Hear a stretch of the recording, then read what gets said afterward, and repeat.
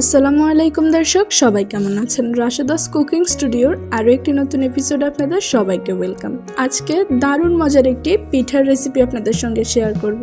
একদমই ঝামেলা ছাড়া এই পিঠাটি খেতে কিন্তু অসাধারণ হয়ে থাকে আর বানিয়ে ফেলা যায় খুবই শর্টকাট। আপনারা চাইলে এটা বিকেলের নাস্তা অথবা চাইলে বাচ্চাদের টিফিনেও কিন্তু দিতে পারবেন। বিকেলের চায়ের সঙ্গে এই পিঠাটি হলে কিন্তু আর কোনো কিছুর দরকার হবে না, এটা গ্যারান্টি। তো আশা করছি আজকের এই ভিডিওটা আপনাদের অনেক ভালো লাগবে। আর হ্যাঁ, ভালো লাগলে কিন্তু আমাদের ইউটিউব চ্যানেলটি সাবস্ক্রাইব করতে ভুলবেন না, আর ভিডিওটিতে একটি লাইক দিতেও ভুলবেন না। তো চলুন আর বেশি কথা না বাড়িয়ে রেসিপিটা দেখে নেওয়া যাক।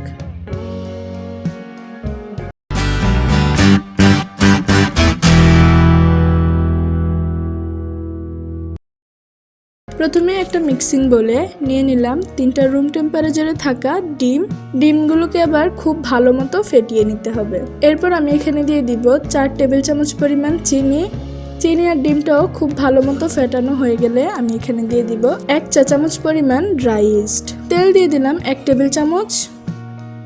আবারও সবকিছু খুব ভালো মতো মিশিয়ে নিতে হবে। এবার আমি এখানে পানি দিয়ে দিব 2 টেবিল চামচের মতো।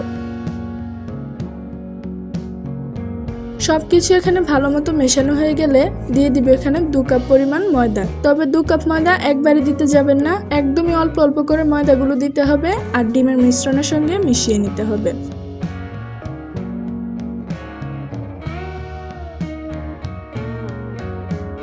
ময়দার সঙ্গে আমি এখানে দিয়ে দিব স্বাদমতো লবণ,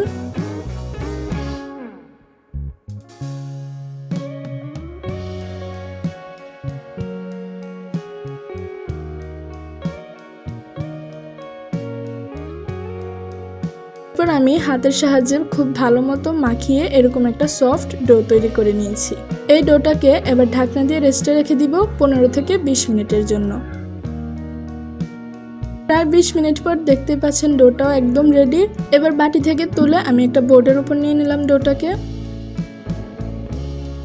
3 থেকে 4 মিনিট ডোটাকে খুব ভালো মতো ময়ান করার পর আমি 2 ভাগে ভাগ করে নিলাম।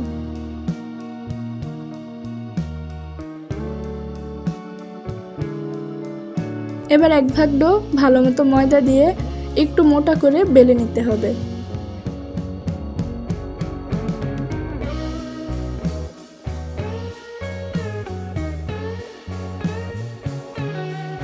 বেলা হয়ে গেলে যে কোনো একটা ডো কাটারের সাহায্যে কেটে নেবেন। আমার কাছে কাটার ছিল না, তাই আমি একটা বয়ামের সাহায্যে কেটে নিয়েছি। পছন্দ মতো যে কোনো শেপ দিয়ে কিন্তু কেটে নেওয়া যাবে। তো এভাবে করে আমি সবগুলো পিঠা কেটে নিয়েছি। এবার ভাজার পালা। তেলটা খুব ভালো মতো গরম হলে চুলার আঁচটা লোতে রেখে পিঠাগুলো ভেজে নিতে হবে।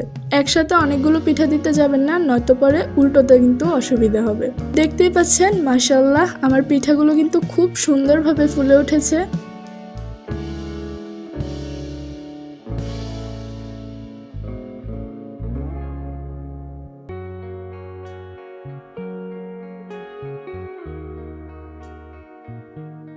দুপাশে সমানভাবে কালার চলে আসলে উল্টে পাল্টে ভেজে আমি এবার পিঠাগুলো নামিয়ে নিব।